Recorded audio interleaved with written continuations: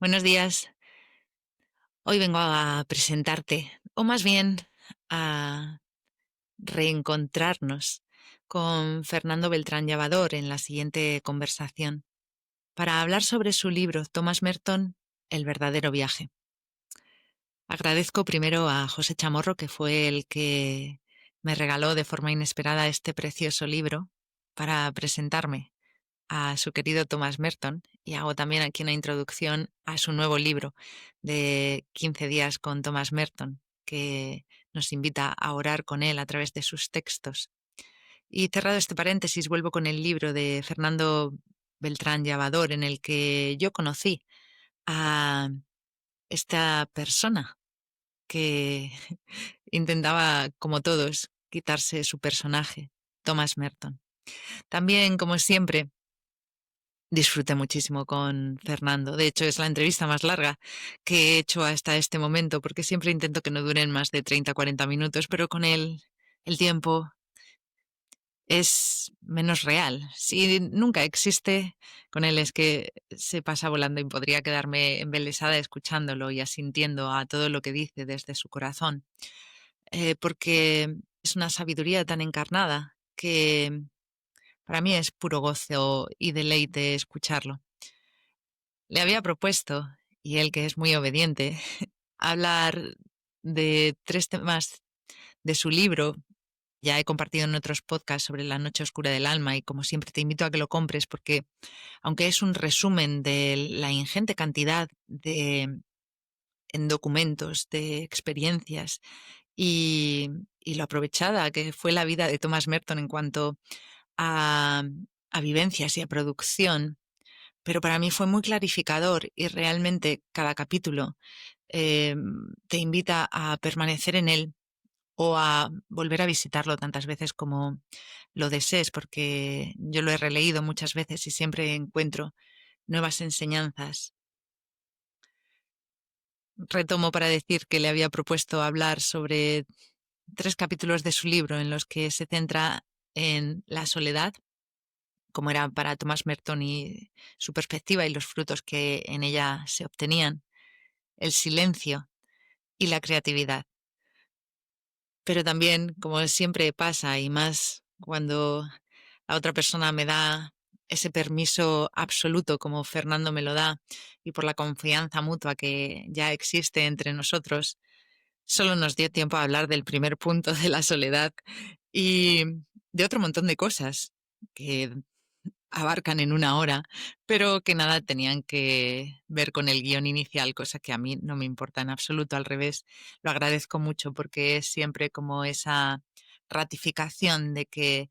el diálogo se teje entre 3, siendo el tercero la presencia, y que decide y elige el camino que desea tomar, como la vida misma, y que si uno lo acompaña, la danza y el baile es muchísimo más hermoso que si uno sigue obcecado en llegar en un camino concreto. Aún así, aprovecho esta introducción para leerte algunos fragmentos que yo había escogido del silencio. De hecho, es precioso el título que Fernando le da a este capítulo, que lo denomina música silente, silencio elocuente. Y leyendo alguno de los fragmentos e insistiéndote que lo compres y que lo leas completo para poder hacer tú también tu verdadero viaje,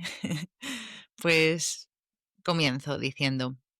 si te atreves a penetrar en tu propio silencio y te arriesgas a compartir esa soledad con el otro, también solitario, que busca a Dios a través de ti, entonces recuperarás de verdad la luz y la capacidad de comprender lo que está más allá de las palabras y de las explicaciones, porque está demasiado cerca como para poder ser explicado. Es una unión íntima en lo más hondo de tu propio corazón, del Espíritu de Dios y de tu propio yo más recóndito y secreto, hasta el punto de que tú y Él sois en verdad un solo espíritu. Y pasando a otros fragmentos de este capítulo del silencio, dice que el silencio es esencialmente para Thomas Merton la morada del presente. en otro momento, porque voy a ir citando de forma salteada lo que para mí ha sido más relevante. Dice, las palabras, cuando no surgen del verdadero yo, sostiene Merton, son únicamente el vestido de la ignorancia, que oculta la desnudez de la verdad, pues la verdad es una palabra inefable que brota del silencio. El silencio es, como morada de la palabra, una matriz indispensable para la verdadera escucha. En receptividad profunda, total, quien escucha enteramente se convierte, sin división alguna entre sí y aquello que oye, en la propia escucha. Nuestra sociedad es de tal naturaleza, sostiene Merton, que a pesar de estar superpoblada, está integrada por una población dividida, ausente, incomunicada, esto es, arrojada a un lugar no presente, perpetuamente enajenada.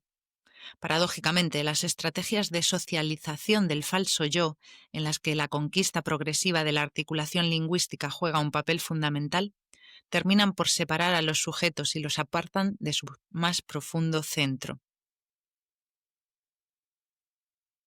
El mal que aqueja a Occidente, en opinión de Merton, es su pérdida de contacto con la sabiduría silenciosa, a la que pretende sustituir por sucedáneos de conocimiento exclusivamente discursivos y analíticos.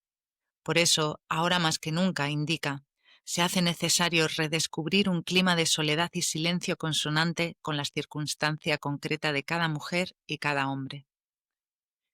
El silencio es el eje del corazón religioso, el núcleo de la vivencia mística y el agua fresca y nutricia de la contemplación. La introversión mística no es psicológica, y el recogimiento silencioso del contemplativo no tiene que ver en absoluto con un ejercicio de narcisismo, bien que ese sea otro de los mayores peligros de un misticismo mal asimilado. Para discriminar entre aquel y el verdadero misticismo, Merton tan solo comenta, por sus frutos lo conoceréis. Y aquí con esta sonrisita, por enunciar también estas frases que Jesús de Nazaret ya decía y que yo me recuerdo muchas veces, por sus frutos los conoceréis, porque actualmente me parece que estamos en un momento en el que las apariencias se mezclan demasiado frecuentemente con la verdad. Y aunque hay que tener paciencia para cosechar los frutos, no es menos verdad que siempre llegan. Así que yo, encargada de cuidar mis semillas, de regar con mucha pasión y seguir nutriendo la tierra para que sea lo más fértil posible y ofrendar los frutos. Con silencio me despido, con esta soledad interior que no tiene que ir acompañada de física y los otros matices de soledad que Fernando os explicará y me explicó en la conversación. Te invito a adentrarte de nuevo con nosotros en el viaje y la vida de Thomas Merton, que al final no deja de ser nuestro propio camino y que él va guiándonos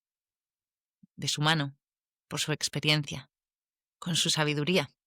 si así se lo permitimos. Un fuerte abrazo.